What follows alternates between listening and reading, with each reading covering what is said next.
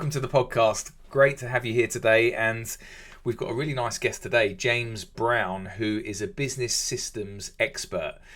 Really interesting to listen to James's story because he is a business owner. He was running a family motel and he really got himself burnt out working super long hours, and maybe you can relate to that a little bit in your construction business. And he realized that he needed to systemize that business to give himself some time, freedom and autonomy. So in this episode we're going to dive into James's journey, what he realized was going to happen once he'd systemized, and we're really going to dive into how to systemize your own construction business. We're going to look at what the first steps are, how to identify your critical client flow. What does that actually mean? Which is the backbone of your operations.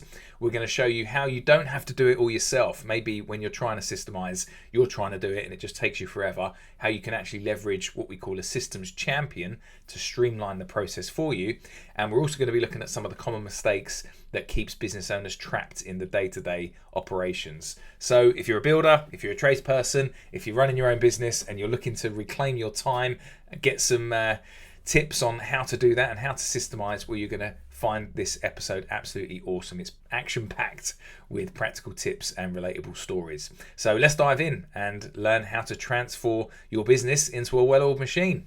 James, great to have you on the podcast. Welcome. Thanks, Greg. Good to be here. So James, tell us a little bit about yourself. What do you currently do?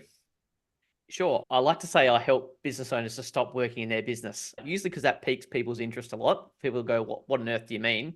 And some people don't understand the concept of having a business and not working in it. And other people, they think I'm preaching to the choir. So yeah, I love to help people implement systems to get out of the day-to-day of their business, generally so people can get a bit more time, freedom and autonomy in their work.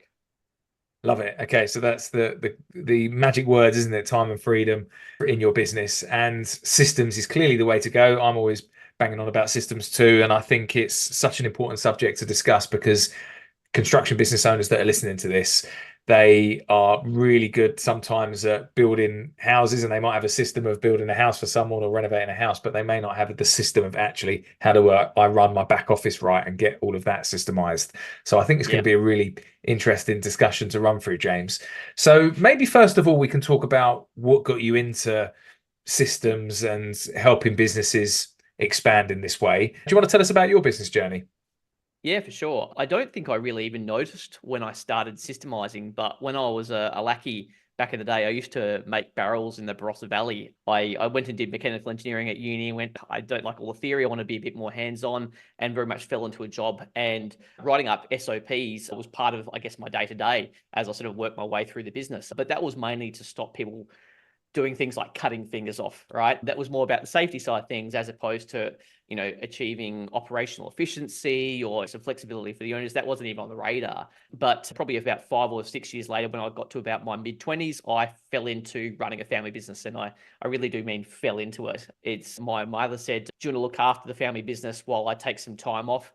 And I said, no, but I'll run it from now on. I don't know what I was thinking. It was just one of those things that once the cat was out of the bag, that ship had sailed. So it was a motel based in a sort of fairly touristy area of South Australia. And I did it the wrong way for about 3 years. So I was doing 100, 120-hour weeks, had no idea what day it was, time of day, just no concept at all. And I think the penny dropped for me when I had a team member come into my office and say, what are you doing here? And I thought she was being quite rude. I'm like, what do you think I'm doing? And she's like, it's 9:30 on a Saturday night. What are you doing here? And I had no idea. And I went and took about a fortnight off. I went on a cruise ship holiday with about 2,000 strangers completely by myself, and had a lot of time to think on there. And when I came back, I just started running the business differently. So I went and put people into all the roles that I used to do myself. And it was chaotic because I had no processes, but I knew that I had to take this big step in the right direction to have other people doing the working in the business so I could do the working on. And as I went down that path, in a bloody minded fashion, I just started systemizing the business myself. I knew it was something I had to do. I didn't have a way to do it. I just sort of muddled my way through and worked out how to do it. And unfortunately, that meant I did it pretty much all myself. Like in the latter years, I learnt to get the team involved, but I thought that if I want it done right, I'm the person that knows how to do it right. And so therefore it has to be me. So I ended up building basically a thesis on how to do each task, which was fantastic for training, really, really great for training. But when you put that in front of someone who's been working for 2, 3, 5 years in the role, when they just want a bit of guidance or to be able to check something and they've got 1,000 words in front of them, it's just completely inappropriate. So that Mm. was where I very much found my feet in systemizing. But I did get myself out of the day-to-day, rightly or wrongly, in terms of how I did it. I got myself out of that business to the point that I started, I guess, binging business development because I didn't have a job anymore. I wasn't involved in the day-to-day. I had all this free time on my hands. And so I was just being a sponge for business development. And then I fell into doing business coaching and ended up systemizing people's businesses or helping them do so for a living. Fantastic. Yeah, what a story. So it's interesting that journey because I think a lot of people go through that, a lot of entrepreneurs, where sometimes they don't make those changes in business, that those drastic changes like you did to systemize until they've almost hit burnout. And I guess if you were doing those 120-hour weeks, that must have felt like burnout for you. That must have Very been much, yeah. absolutely, yeah, really difficult to deal with. And sometimes it's that trigger where we finally think, "Oh, I have to change, I have to do something." Now, it's great that you were able to work out straight away what it was you needed to do, that you needed to systemize and you needed to replace yourself. But I think there's many business owners out there that they don't even know that that's the place to start. That they haven't actually got any clue on, like, what do I do to free up some time? So it's great that you stumbled across that. That transition though between knowing that you needed some help and then stepping away completely and allowing others to do those roles can sometimes be quite challenging, can't it? From a profitable point of view. Some people are often doing these tasks, so they think I have to because I haven't got enough money. So how did you navigate all of that? Because that must have been, just to step back and think, right, everyone else is doing it. I mean, was it just because it was a highly profitable business, or were you willing to take a hit financially because you knew you were going to grow out of the other end? It was probably a little bit of both, actually. Because of the stupidity probably of working so much, is that I built a business that was generating really good cash flow and, very quickly got into like doubling the revenue of the business within, I think, 18 months. And we had a lot of good things going on and were able to redevelop the premises that hadn't seen any investment for a very long time and, very rapidly sort of built it up to being a much more modern facility because it was a motel, as I think I mentioned. So going through that journey allowed me to make sure that things were set up for how the business should be running, so I could then step back to working more on the business development side of things. But you're talking about the cost. The thing is, because I was doing it all myself, I guess I could have masked the actual expense of doing it, but obviously I was paying myself a wage at the time and things like that. But it was more so the opportunity cost. The opportunity cost of me doing that was absolutely monumental because of all that time I was investing in, systemizing and sitting away by myself at a computer with none of the team really knowing what I was doing. I could have been marketing the business more. I could have been doing sort of corporate sales strategies. I could have been developing my team more. All of those things, I just put the blinders on. I completely ignored. As I said, being bloody minded, I need to try and get this outcome. And so I guess with what I know these days, because we talked about systemology before the recording, is that whole approach doesn't mean it needs to be on the business owner's shoulders. At the time when I was doing it, I thought it had to be on my shoulders. So I really didn't see an alternative. It just had to be what it had to be. And Mm. rightly or wrongly, it was just what I needed to do. Well, that makes sense. I think a lot of business owners would think that, wouldn't they? That I'm the best person. I know how to do this task the best way. So I'm going to be the one that systemizes all of this. So it's nice to Yeah. hear that there's another method which we're going to dive into. So let's first of all discuss some of the common pitfalls of a business owner. Let's imagine construction business. They know they need to change. They know they need to systemize or create SOPs. And if anyone doesn't know what an SOP is, that's a standard operating procedure of how you do something. So let's say they realize this now. SOPs have to be put in place. What are the common mistakes that you see all the time happening from business owners that don't know the right way to do it? Yeah, like what I did was I thought I had to do it all myself. And like we talked about, I thought because I, in theory knew the right way of doing things, therefore I should be the one that did it. But I completely neglected the fact that I hadn't done some of these jobs for 5 and even 10 years by the point I got around to systemizing them. If I think about how, let's say, a reservation was taken by the reception team, I didn't do that job and I hadn't done it for a very long time. Back in the day, I probably trained some people on how to do it, but it wasn't my jam. It wasn't my area of focus. And so I guess the audacity of me to think that I knew it best, even though I hadn't touched that area of the business in a really long time, that was one of the things upon reflection that was just, it's just not something I did. And in terms of construction businesses, obviously the owner's very heavily involved in sales at that point, once they're starting to get a bit of scale underneath them, because the team are out there doing the, the hands-on work. So if you're going to go to a business owner and say, hey mate, how do we frame out, how do we frame out or knock out, or, how do we hang a door, like basic things like that? Why would you go and ask the highest value individual in the business and get them to work on it when there's other people that do it all day, every day, and have got all those little bits of nuance, the tiny little 0.1 percenters that really make the difference in how to do so effectively and efficiently, or with that particular type of product that we're using right now, because this one's a little bit different from this one.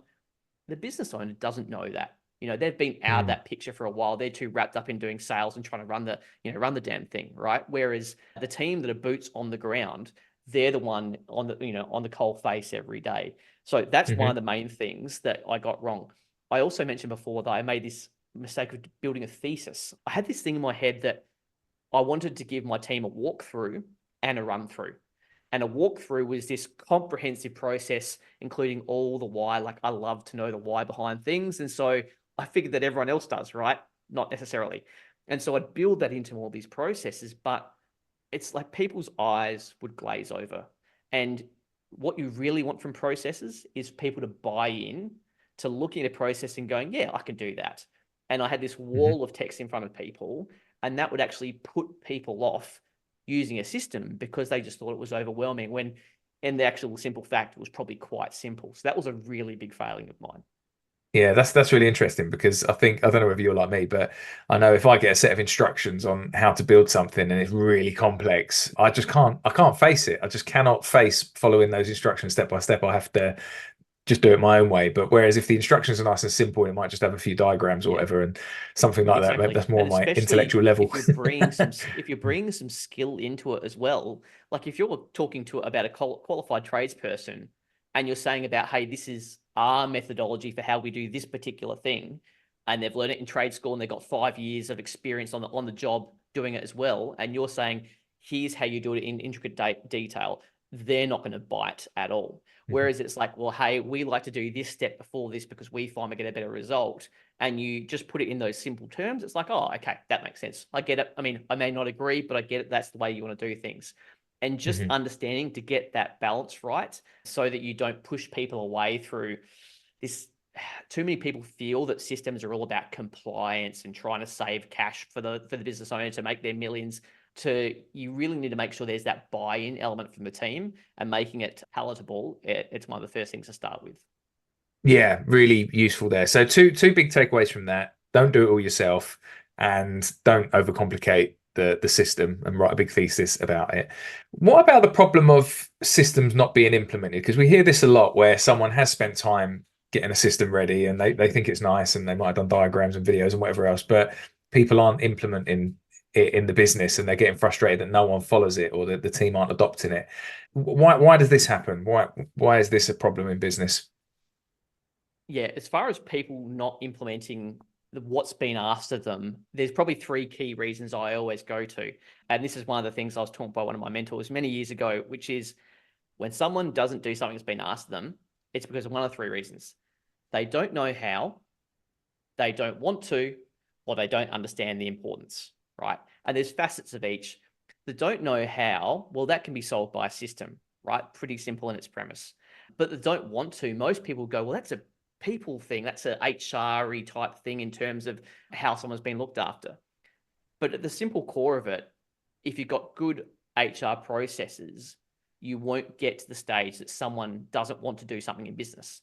If someone's not wanting to do a particular task, well, then that's actually like a human resources problem about managing that person, making sure you're filling their bucket, you're making sure they're getting value out of being in your workplace, not just getting the paycheck, but that you're, delivering to them in terms of their career and things like that.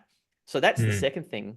But that last one of don't understand the importance is usually where things lie. And I always break it up into 2 bits. There's always the context about why something's important. So making sure you communicate to people, hey, it's important for us because ABC. It's important to the customer because of X, Y, Z. When you bring those two things together, such that it actually really clicks for someone, and it can just be something as simple as putting a basic introduction or overview to a written process, which is, hey, we need to make sure we do this because it's the first thing our customer sees, or we need to make sure we do this because this is the last time we touch it before that part gets handed over to a customer, whatever it might be. Making sure that's really clear for the team can help to connect with why it's actually important. The other part, though, was that context. So, I talked about the context is, I guess, accountability. So understanding importance, context, why it's important, cool, that's great. Who does what by when is all about the accountability side. I'm a big fan of using things like task management, and obviously in the trade space, it's more like things like co-construct and build a trend and wonder build and things like that. And so making sure people are really clear about what's expected from them, such that when someone rocks up to work, whether it's on the tools at 7:30 in the morning and knocking off, 3:34 on a Friday, the whole time that they're at work, they know exactly what's expected of them. From start to finish, whether things go according to plan or things go awry, they know how to escalate them if there's an issue. They know what their responsibilities are. When you can give the team that level of certainty, you really solve that problem of people about where they want to follow processes, because it all starts to link together and make sense. That's really interesting. Yeah. Okay. So let's just talk about now. You got yourself out of the business. You did it a difficult way, but nevertheless you achieved it. And then as you were doing business development, you come across this system, didn't you? Systemology, which we really want to dive into today. So tell us a little bit more about Systemology. How did that, like, what made you realize this was it for systemizing businesses? Because there's a few ways of doing it, isn't there? A few different frameworks that are taught, but you've dived into this one. So what made you pick this? I think predominantly because I had done it the wrong way made me appreciate having a way to do it, and not just the right way, but a way to do it at all. So when I went about systemizing my business, I didn't have anyone suggesting or telling me or strategizing what I should focus on first. I just did whatever was in front of me because I knew I had this mountain to climb. So, just take one step at a time. But not having any strategy for what was the most important things to focus on, how to leverage other people to do it. When I saw that this methodology, Systemology, it's a book written by a guy called David Jennings based out of Melbourne. And when I saw that he tackled some of these really core, actually quite basic fundamental things, when I saw that those things were included in there, that's when it sort of piqued my interest. I read the book and went, this guy's nailed it. And for me, simplicity, I think there's like an Einstein saying, whether it's truly his or whether it's like one of those other things that's been palmed off, I don't know. But that any fool can make something complex, but it's true genius to create something that's simple. When I looked at Systemology, that's when for me, it was like, this is the simplest way to systemize your business. No if, no buts. Like, it was very, very straightforward. So I already had been playing around with doing some business coaching and development with other clients and things like that.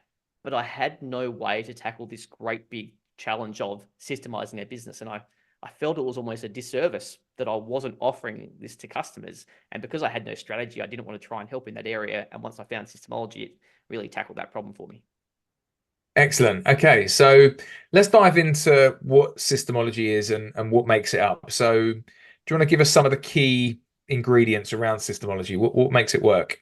Look, there's a 7-step strategy, right? Every good thing has a nice uneven number of steps. So, but look, honestly, for most businesses out there, particularly the ones I've encountered, especially in the building and trade space, which is probably predominantly the group of customers I've worked with, it's the first 5 that really make the difference. So the first one is define. So define is, what do you need to systemize?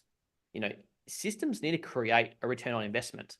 And this is not all about the money side of things, is they need to create a return on investment for the time spent. All right. And so we always use a tool called the critical client flow, which is, what's the way that your business, attracts interest from the outside world? How do you handle inquiries? How do you go through your sales processes at 1 step, 3 steps, 20 steps, whatever it might be? And how do you, go through to contract and onboard them and go through the actual building the stage of the house? Because when you were saying earlier on that, where most people are spending their time, when these businesses reach a degree of scale, they've usually got a team on site, but it's the business owner that's wrapped up in all the sales stages. And this critical client flow, this define stage, focuses heavily on how does the business owner do that process? Because if you can get them out of that and you get someone else, even just to help out, it doesn't need to take over, but just even help out, then that dramatically frees up the business owners. That's the first one, is where are you going to? What's the most important stuff that you need to systemize? The next step is assign. So assign, I love it. It's so simple. Who knows it best? Who within your team knows how to do that job, such that if the person who is doing the systemizing stuff, which by the by should not be the business owner, who should they go meet with to find out how it's done? Very, very simple. The next step is extract, which is, we have a person called a systems champion, right? They're that team member that's charged as being responsible for doing the systemizing. So business owners, the business owners should be driving the importance of making sure it gets done, but they are not boots on the ground. They are not holding the drill, right? It's the team that are actually, it's this team member, the systems champion, who's going and working with all those different knowledgeable team members to pick their brain, to get out of their head, to extract out of their head what is done for that particular step. So the next one is organize. So you've got all this information out of someone's head, building it into a simple, concise, written document such that people can read through and go, yeah, okay, that makes sense. Usually accompanied by a video of that actual extraction process, to the point that you actually have this information and then make it available to the team. You know, if people can't access this stuff within 20 seconds at their fingertips, they're not going to do it. You know, if you make a friction, like a process with friction where people have to really struggle to get access to this stuff that you're telling them to do, they are completely going to opt out straight away. So that organized stage is making sure, you know, the left hand knows what the right hand's doing, and the stuff that people need is at their fingertips. And finally, the fifth of those 7 stages is integrate. You can have all the processes you want, but if your team don't care, what's the point? So the integrate stage is all about helping your team to identify the what's in it for me, the WIFM of your team, for why do they want to use systems and processes. And it's going to often be quite a struggle for certain team members, particularly people who may have been working with you for quite some time, to go, oh, look, they've been with me for 20 years. Oh, I don't think they're going to like this whole idea of having to follow a process. But the thing is, everyone has a why. You just need to find it. So that's that integrate stage, is really helping to make sure that each team member sees the buy-in. They see the value in wanting to follow a process to make their life easier. Hey, can I just ask a quick favour? We're constantly trying to bring on the best guests on this podcast so we can deliver as much value as possible. But the only way we can do that is if we get more subscribers, more likes, more comments, and more reviews. So subscribe to this channel and click notifications so you know every time we've got a new video coming up. Give us a review if you're getting any value from it, and give us a thumbs up. We'd really appreciate that. Right, really interesting. So let's dive into some of that in a little bit more detail then. So let's go right back to the beginning. We talked about the critical client flow. Was that what you said? Yeah, that's right. Yep. Now, so let's take just a construction company, for example. Let's imagine that there's quite a few stages for critical client flow, isn't there? Because we're talking about, maybe let's just do the marketing, for example, how we advertise, how we get leads in, how we then visit that client, send out price it up, send out a proposal, and try and land the sale. And then obviously you're going to have a completely different critical client flow, which is, we've won that customer, so now we've got to take a deposit and we've got to book in a pre-scheduled meeting, and then we start on site. So I presume that we're not just doing one mass critical client flow here, from when a client comes in as a lead to when we actually finish their project. Are we breaking this down into stages? Is it broken down into teams, as in like the finance team, the marketing team, the sales team? How does this work in practice? So we really do follow the Pareto principle, you know, the 80-20 rule of what's the most important stuff. And we're assuming with this critical client flow that all the interactions are a yes. So if someone comes through and submits an inquiry and you say, hey, yeah, let's grab a time to meet to discuss, that they're going to be a yes. Because what we're not going to do is not going to focus on all the little things that people already know how to do, like basic follow-up type of stuff. Or, you know, we're not going to teach a person how to answer a phone. You might get to that stage with your processes at some point, but let's not take away from the experience that the team already has. Let's just give them a framework. So like almost a checklist on steroids. just to Hmm. build out the way that we want things to go. And I've got to say, with all the different construction businesses I've worked with, if I think about how many steps there might be on a critical client flow, it usually is a bit more, mainly due to the different estimation stages. One of my clients recently, due to the fluctuations in COVID prices, they had 5 different stages that they re-estimate based on what was Hmm. going on. Now they're looking to pare that back to about 3 now, that things have become a little bit more stable, but there can often be sort of, 14, 16, 18 steps in that process. But what we're looking to do is to keep it as simple as possible and look at the most common pathway. So when you're looking at, let's say, a custom home builder, and they might build a house that's between, I don't know, 180 and 300 square meters, and sometimes they build single story, sometimes split level, sometimes 2-story. You go, yeah, that's great, but what do you do most of the time? Like, what's your bread and butter that really delivers the recurring revenue for your business that you guys love to do? The team that are on site, that's what they love to do all day, every day, and your business is known for, and you sell really well. If you just strip away all the other iterations and just focus on, again, that Pareto principle, the main way that your business makes money, it starts to pull off all these other possible iterations that might take place. When you start to simplify that and you allow people's own experience and expertise to fill in the gap, you can actually really pare it back to that core simplistic model where, you don't need to say, give someone a process about how to follow up. You can do that in time. But when we're talking about the most important stuff to systemize first, you want to get your special sauce, the way that your business does something unique and different to the crowd, that you want to bottle to make sure that you can leverage for the future. Yeah, great. So I've got a lot of that. Let's imagine we stripped it all back. One Mm-hmm. thing I'm just trying to understand is the critical client flow literally from lead to, even though, and I know there's loads of stages in this, but it's all stripped back. Is it lead to the end of the customer journey as in completed It project, is or completed. is the whole thing? Yes. Okay, And so right. the thing that people find quite odd when they first see it, because you are summing up someone's entire money generation function of their business on a single page. And Wow. some people, they go, no, that can't be true. But when people look at it and go, actually, that is everything that creates income in my business, that generates 60, 70, 80% of my income. And then you say to them, well, what if you didn't need to be involved in those processes?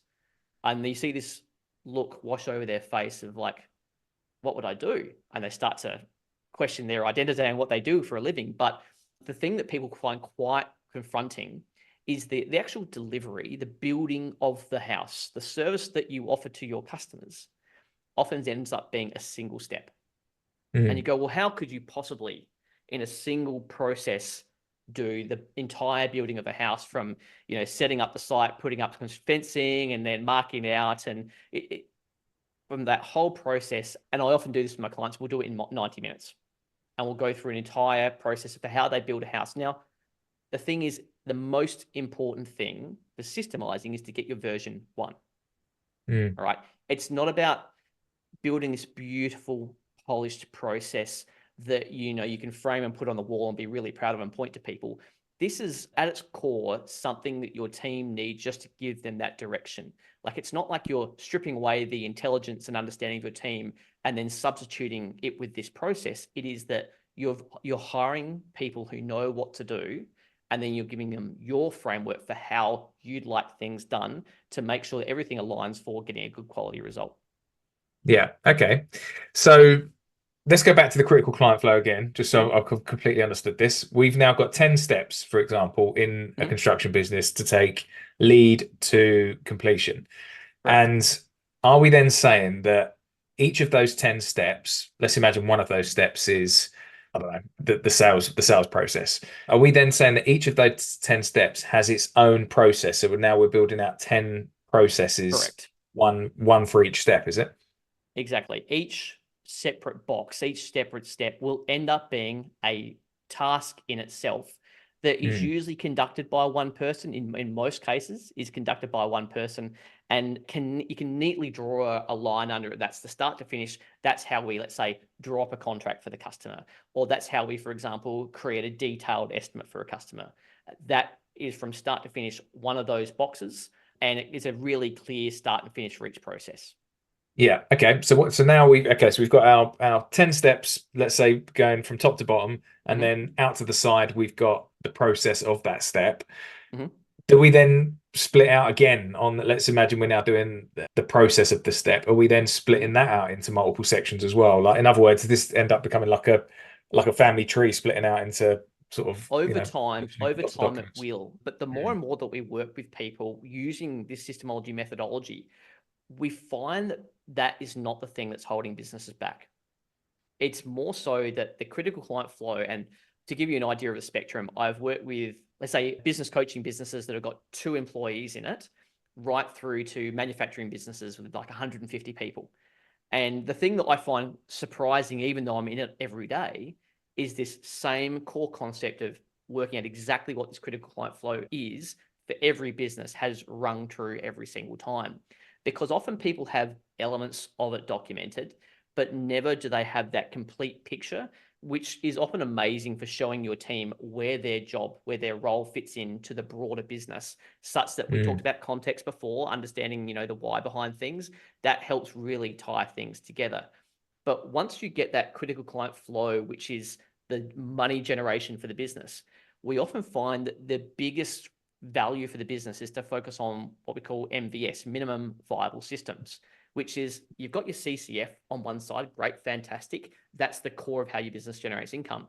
The next thing is, what are the top 3, 5, 8 processes maybe per department that help to keep that engine running? What are the things that happen, whether it's daily, weekly, monthly, or triggered activities that occur? And it might be getting stock and consumables and things like that. That's a fairly common minimum viable system. Those are usually the things that actually provide the best return for the business. Because if we drill down to what you're saying about the critical client flow, like how does that break off to this one, or how's that break off to that one? You've usually got quite a lot of skilled team members already in that area. So would it benefit long term to go and systemize that? Absolutely. But this is that whole thing I was saying before about I didn't have a roadmap for when I systemized. And so I often spent time systemizing stuff that in hindsight probably gave me very little ROI for many, many years to come. Whereas in doing this really methodical approach, getting that critical client flow and then the minimum viable systems, and then looking for where the gaps are, and then going, oh, look, we seem to be having some issues in this side of things. All right, let's find the next top 2, 3, 5 things that need to be systemized there to settle that, to resolve that issue. I love that. I think what this does and what this shows me is that we've now got a process that makes it really simple. I mean, if you can see your entire business from start to finish on one page, that is so useful just to strip out all the noise, because it can just become really overwhelming, can't it? When you think, oh, I've got like all these systems, is there like 100 systems that I've got to do in my business? And that's scary. And I think sometimes when you've got that overwhelm, a business owner doesn't take any action because he doesn't want to face what's coming. Whereas actually this critical client flow, if you've got 10 or 20 processes or whatever that potentially is, that's very simple. And like you said, I think that can really be useful for team members to see how the whole business works. Because I think that's another thing business owners take for granted, is that we have it in our heads and we know how the business works, and we expect everyone is actually on board with how we do things. But sometimes, someone in the marketing department might have a clue on how you're actually building a project and how the follow-up process is done. So yeah, really, really, really interesting. I can see the value in that. So as a general rule, I'm sure it's how long is a piece of string. A construction business, how many sort of steps would you expect that to look like? First of all, the critical client flow, and then, from there, how many tasks would you pick as what did you call it, the minimum viable product? Minimum systems. Oh, no, yeah. So yeah, with the critical client flow, like if to split it in half, I'd say about 15 processes really captures where the revenue generation is for the critical client flow. And the interesting thing is, when I talk about marketing, which is the top row of what this critical client flow is, I can say hand on heart that about 60 to 70% of the businesses that I talk to have no true systems for the marketing, which sounds bizarre because the people I work with are well established, got a team under them, are profitable. That's not a broken business. And the fact that the business is achieving those results with no proper marketing systems, look, it can be seen as a weakness, but it's also, you've got to see it for what it is, which is a business that's functioning purely on word of mouth and still achieving those results, right? And so often marketing is one of those things that's not really heavily focused on. So in many of the businesses, particularly builders and trades that I've worked with, we almost do nothing across the entire top row of any, like maybe an Instagram thing here or there. That's about it, right? So getting the more so the 12 or 15 processes of how they actually do that sales process and what's the overview process for how do they build a house.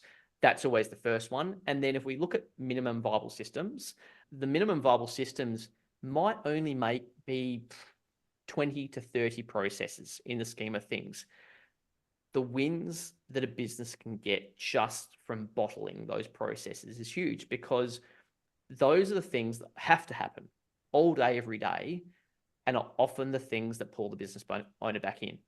And I know, like, I'm guilty of this as well, which is where there's something that happens, oh, it only takes 5 or 10 minutes a week, I'll just do it myself because it's quick and easy.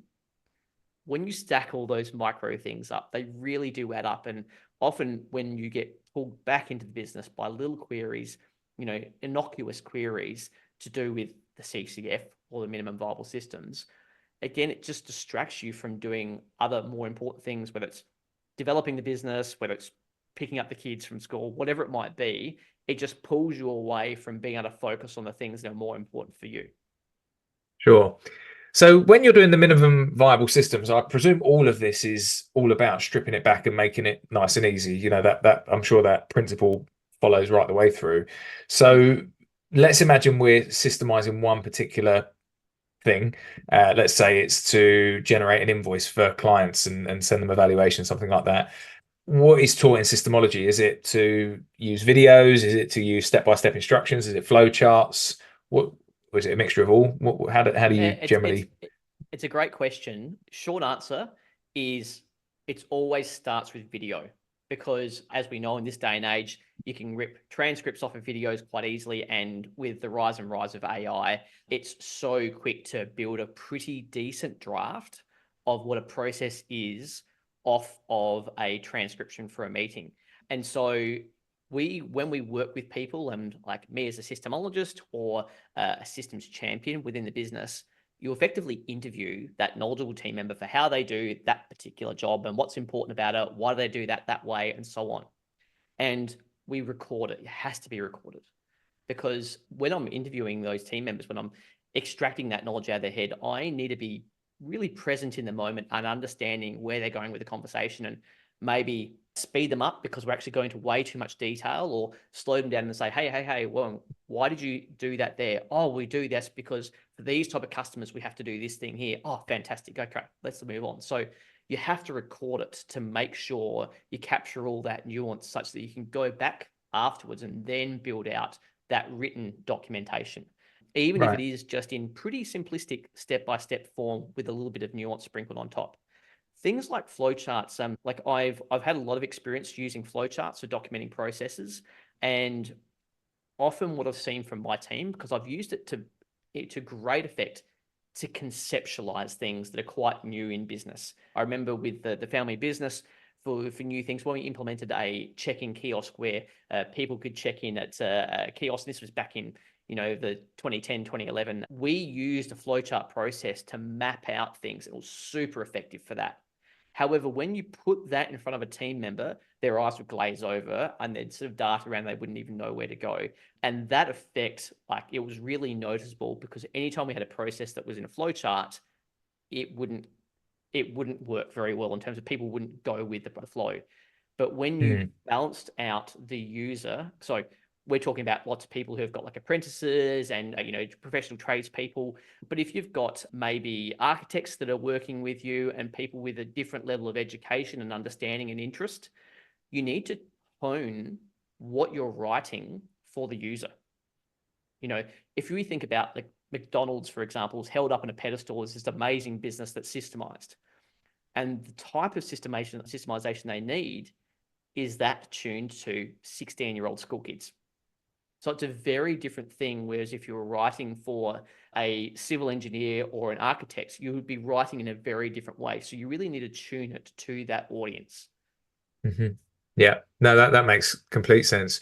Really fascinating stuff there that we've been running through. Well, one thing I did want to just pick up on there, which I found quite interesting, is you mentioned when you're systemizing a particular process, you're interviewing the person who does that job. So this is a little bit different to what Mhm. I've come across before. So rather than you're not actually getting, let's say the bookkeeper who is doing the valuations, for example, and the invoicing, you're not getting the bookkeeper to actually do the video and write the system out themselves. You're actually getting the someone to interview that bookkeeper and then write that down. Is that right? Correct. And this again, this probably comes back to one of those things. But when I read systemology, I went, oh man, that's got it. It's so simple.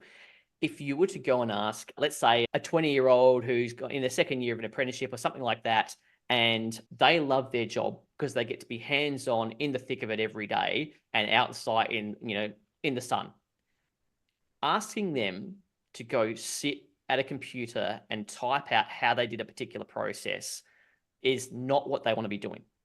Whereas you've got other team members like probably in an admin role and helping out and that side of things who love the attention to detail, the finicky little things. And if you can give them more of that, they'd love it, right? So the systems champion role, which I've mentioned before, having that person who is a team member, it doesn't need to be a full-time role, far from it. You can get away with, half a day a week, even depending on how fast you want to go and how much you want to systemize your business over time, right? And just having someone with that responsibility who conceptually they get the idea about what being a systems champion is and why systemizing is important to the business. They want that role, like they actually want to do it. They wouldn't want to leave the business if you force them to do this type of job.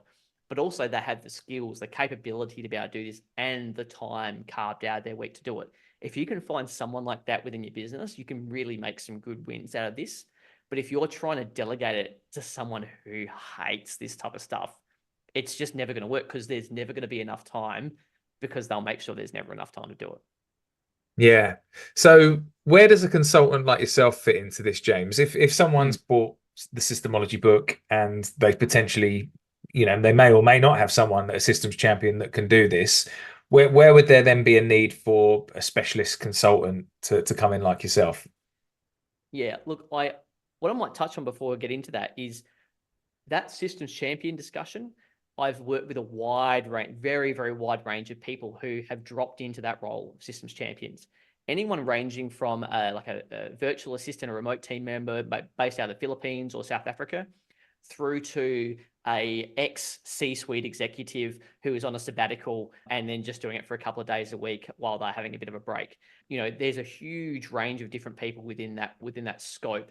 Like return to work mums are a great pool of talent to be able to work in this area that works around the flexibility for their kids and things like that. So it comes back to, in terms of that, I talked about this just a minute ago, how fast you want to go and how far you want to go with that systemizing comes back to how much you might allocate to it. But in terms of like the specialist type of role and how that might help, like there's a few different ways that we work with clients, and it usually is aligned by the do it yourself, a done with you, and a done for you, right? The done for you is when you go, look, I haven't got time to do it. I want to get some wins out of it. And someone like me will just come in and do the work for you. Ideally, we do want to have a systems champion to make sure that you can actually really make it stick, because systemizing is not like a one and done type of thing. It is something that like a skill set and a habit that your business needs to, encapsulate over time to make sure that the business is being systemized even when you're on holiday.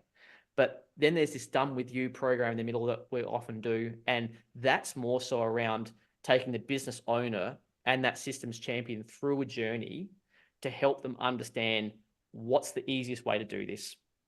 How do we deal with the pushback from our team when they go, I don't want to deal with this systems junk, it's not for me. And to help them understand how to not just get past those challenges, but to actually get buy-in from all those people who have been pushing back, but also how to build those skills. Like it's bolting on the training wheels, getting the skills, and even getting to this point that the training wheels are off, such that businesses can systemize themselves over time. That's really where we specialize in helping people. Yeah, fantastic. So I'm sure there's going to be a lot listening to this that think, oh, I just don't want to do it myself and I'd much rather a specialist come in. So that's great. let's imagine we've got all the systems in place. I know one thing in my business, I've systemized much of it, but at the same time, sometimes I look at some of my systems that might be a year or so old and think Mhm. that just does not apply anymore. We're now doing it a completely different way. Does systemology teach you a way of somehow auditing stuff you've already done that isn't working anymore? Like, how do you get around systems that are broken? Look, this probably comes back to that discussion around simplicity. Is one of the It's a really common question that gets asked is how regularly should we be auditing our systems and what processes should we have around checking our systems? What I've found time and time again is the less structure, the less rigidity there is around those type of things, the better. Because what you're actually trying to achieve is not what we talked about before about the importance of getting the buy-in from a team with that integrate stage. Where you want to get to is that all the systemizing is done by the team for the team. Like, it should not be something that the business owner is involved with, because let's face it, the business owner ideally should not be using processes because they shouldn't be doing the day-to-day type stuff, right? And so when you get the business such that your team are utilizing the systems, they're seeing gaps when there's not a system, and they're also seeing where there's gaps in existing systems that need to be updated. They just, when appropriately, empowered, let's say, or like, let's say that they've been given that permission to go and change those processes, that they just organically do it. The less structure you have around this, and the more that systems culture, which is by the team for the team, is adopted, it means you don't need to have these other type of structures that are more corporate-y in nature, and that more organic sort of, Kaizen approach to that continuous improvement is much more a ticket for smaller businesses. Yeah, that's really good. And I think that's great that you can, if you can trust your team like that and get them to do that, I can see why that would be flexible. I guess it's also balancing, though, that some people can, I don't know why, but I've seen it in my business where they start moving away from a system that you've applied, and you think, why have you, like, for example, I had a sales caller that was calling people, and we had a specific script that worked and converted, and then all of a sudden conversions started dropping. You think, why are conversions dropping? And all of a sudden the script's not being followed. It just randomly decided to go off on his own path. So I guess there's that balance, isn't there, of people, you being able to trust people that are not just going to go in and change something to make it worse just because it suits them and it's an easier way of doing it, but it's actually something that's going to benefit the business. So there's a bit of a balance to be had there. Yeah, and that very much comes back to what I was saying right at the start about when someone doesn't do something's been asked of them. It usually comes back to those three reasons.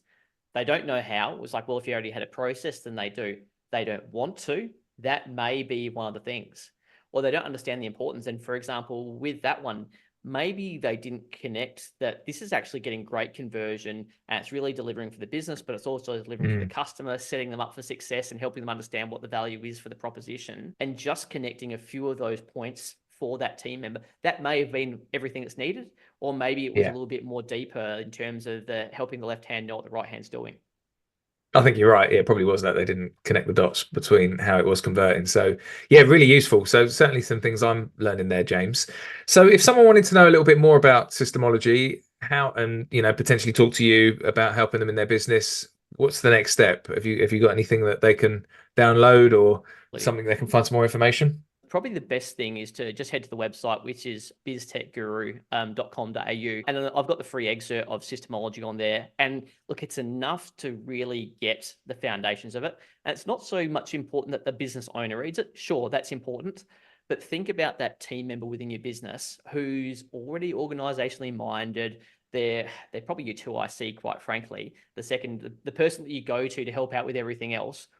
Try and start to delegate this early on such you can get other team members enrolled in helping out with this, because what I've known and seen over and over again, if it all ends up on the business owner's plate, it's never going to really take hold. You've got to have your other team help support you with it. So get them to read it too.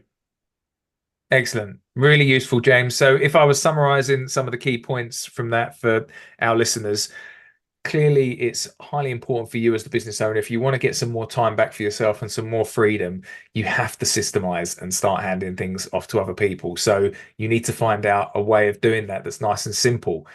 James has been on today and talked about systemology, which is a great process. And you can clearly see through this podcast, it's a nice, simple way of you being able to work out what are the most critical tasks that need to be done in the business. And if you can get that one page done, that critical client flow, that's really going to help you to then understand the next stages of what needs mapping out from there.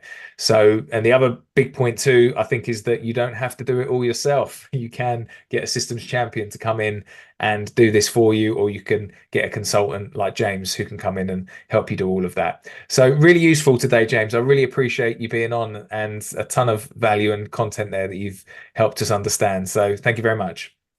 Thanks, Greg. It's been a pleasure.